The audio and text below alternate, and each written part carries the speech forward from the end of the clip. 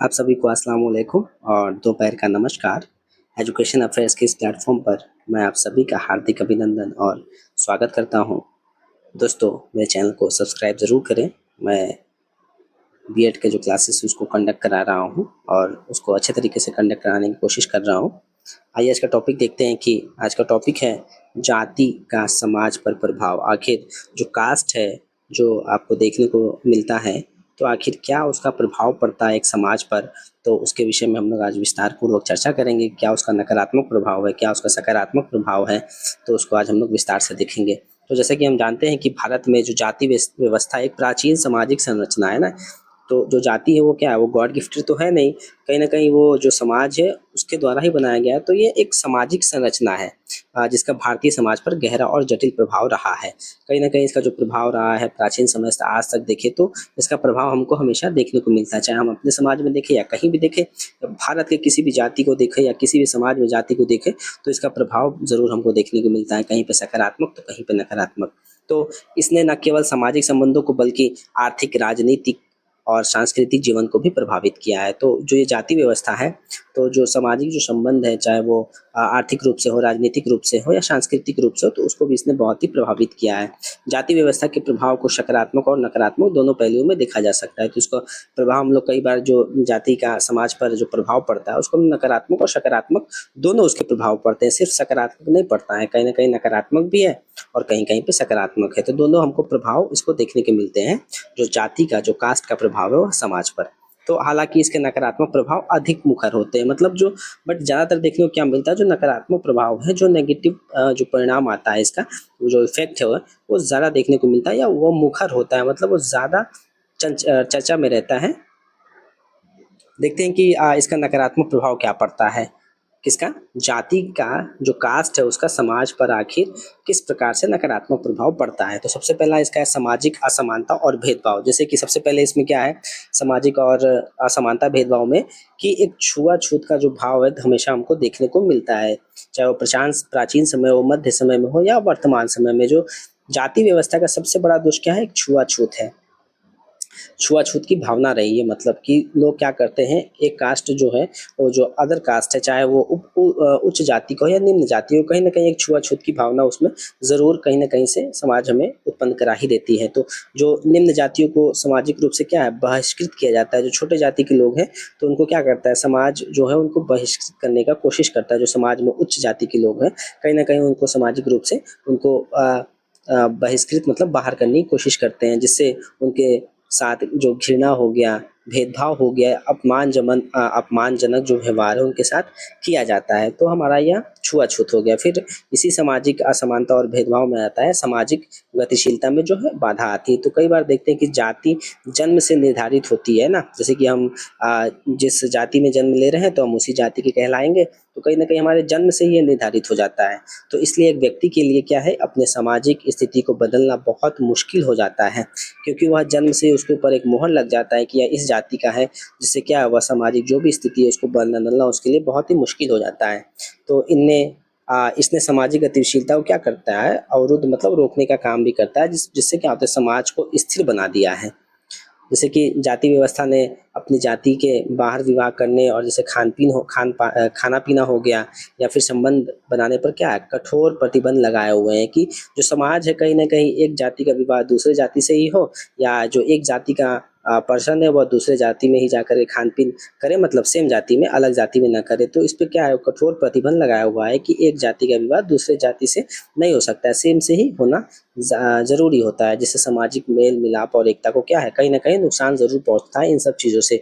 वर्तमान समय में भी हमको बहुत ऐसा देखने को मिलता है, मेरे भी समाज में, आपके भी समाज में ऐसा देखने को मिलता होगा। फिर दूसरा है आर्थिक असमानता, कि जो इसका नकारात्मक प्रभाव है जाति का जो समाज पर, कहीं ना कहीं एक आर्थिक असमानता भी देखने को मिलता है। जैसे कि जो जाति व्यवस्था ने व्यवसाय को जन्म से जोड़ दिया है कि मान लीजिए अगर आप उच्च जाति में पैदा होते हैं तो कहीं ना कहीं आप बड़ा सा बिजनेस कर लेंगे, तो या फिर निम्न जाति में पैदा होते हैं तो कहीं ना कहीं आप छोटे मोटे काम करेंगे, कहीं ठेला वगैरह लगा लिया या कुछ कर लिया। तो क्या होता है कि जो जन्म से इसको क्या करते हैं, जोड़ दिया जाता है। तो कहीं ना कहीं जिससे आर्थिक अवसरों में क्या है, असमानता पैदा हो जाती है कि जो भी आर्थिक जो समानता हमको मिलनी चाहिए, उसमें उच्च जाति को अच्छे समानता मिलते हैं और निम्न जाति को नहीं मिलता है। तो एक असमानता का भाव भी यहाँ पे उत्पन्न होता है, देखने को मिलता है। तो उच्च जातियों को क्या है, शारीरिक श्रम को निम्न समझने की भावना आ जाती है कि तो जो उच्च जाति के लोग क्या कर समझते हैं कि जो शारीरिक श्रम है वो सिर्फ निम्न जाति लोगों के लिए, हम लोग के लिए नहीं है।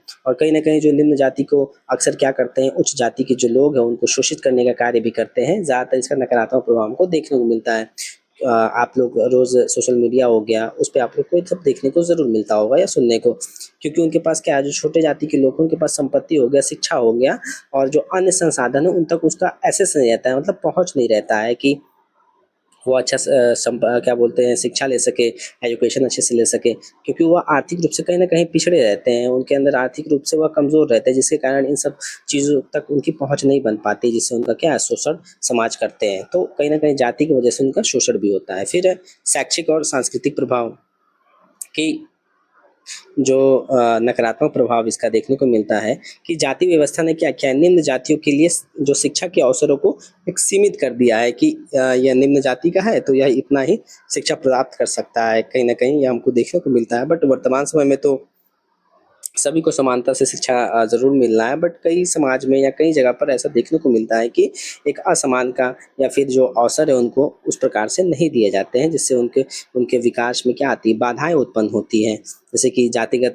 प्रतिबंधों ने सांस्कृतिक आदान प्रदान को क्या कर दिया है, सीमित कर दिया है, जिससे जो भी सांस्कृतिक विकास है उसको प्रभावित हो रहा है। फिर इसका सकारात्मक प्रभाव देखते हैं क्या है कि अब जो जाति है, जो कास्ट है, आखिर उसका सकारात्मक प्रभाव भी हमें देखने को मिलता है। कहीं न कहीं नकारात्मक है तो सकारात्मक भी है। तो सकारात्मक प्रभाव क्या देखने को मिलता है, जो जाति है, जो कास्ट है, उसका समाज पर आखिर किस प्रकार से सकारात्मक प्रभाव देखने को मिलता है। देखिए, सबसे पहले श्रम विभाजन, कि जाति व्यवस्था ने क्या है, श्रम का एक विभाजन कर दिया है, जिसमें प्रत्येक जाति के सदस्य अपने विशिष्ट कार्य में क्या होते हैं, कुशल होते हैं। तो हर जाति के जो लोग हैं उनको कहीं न कहीं एक कार्य में उनको कुशल हो गए, मतलब उनको बाँट दिया गया है कि इस जाति का है तो यह काम करेगा। तो इससे पारंपरिक व्यवसाय और शिल्पों का संरक्षण भी होता है। कहीं न सकारात्मक प्रभाव हमको क्या देखने को मिलता है, एक पॉजिटिव, कि मान लीजिए कि कोई व्यक्ति है, अगर वह लकड़ी का काम कर रहा है, तो जो भी वह उसका व्यवसाय है और जो उसका शिल्प है, तो उसका संरक्षण होगा। कहीं न कहीं वो पीढ़ी दर पीढ़ी हस्तांतरण उसका होते रहेगा, जिससे श्रम विभाजन है, जो उसका पॉजिटिव परिणाम भी हमको देखने को मिलता है, हालाँकि नेगेटिव भी देखने को मिलता है। फिर है सामुदायिक भावना, कि जाति व्यवस्था ने क्या किया, अपनी जाति के सदस्यों के बीच एक मजबूत सामुदायिक भावना और सहयोग को क्या किया है, बढ़ावा दिया है। लोग क्या करते हैं, जो भी समाज में जो जाति रहते हैं, उनके बीच क्या है, एक कहीं न कहीं मजबूत हमको बॉन्ड भी देखने को मिलता है। लोग अपनी जाति के सदस्यों की मदद करते हैं। मान लीजिए आप किसी भी जाति का, किसी भी कास्ट में जाएँगे, तो एक कास्ट अपने कास्ट की क्या करता है, उसमें कहीं न कहीं मदद ज़रूर करता है। चाहे वो विवाह हो गया या कोई किसी की मृत्यु हो जाती है या कोई इमरजेंसी पड़ जाता है, तो जो कास्ट सिस्टम है, कहीं न कहीं एक जाति दूसरे जाति या स्वयं इस जाति का समर्थन ज़रूर मिलता है और उसकी मदद ज़रूर करते हैं। तो इसका पॉजिटिव भी हमको प्रभाव देखने को मिलता है। तीसरा है पारंपरिक ज्ञान का संरक्षण, की जाति व्यवस्था के कारण क्या है, जो पारंपरिक ज्ञान है, जो ट्रेडिशनल्स नॉलेज है और या जो कौशल्स हो गया, तो एक पीढ़ी से दूसरे पीढ़ी को क्या है, हस्तांतरित होता है। तो इसका एक जो समाज में हमको क्या है, पॉजिटिव परिणाम भी देखने को मिलता है।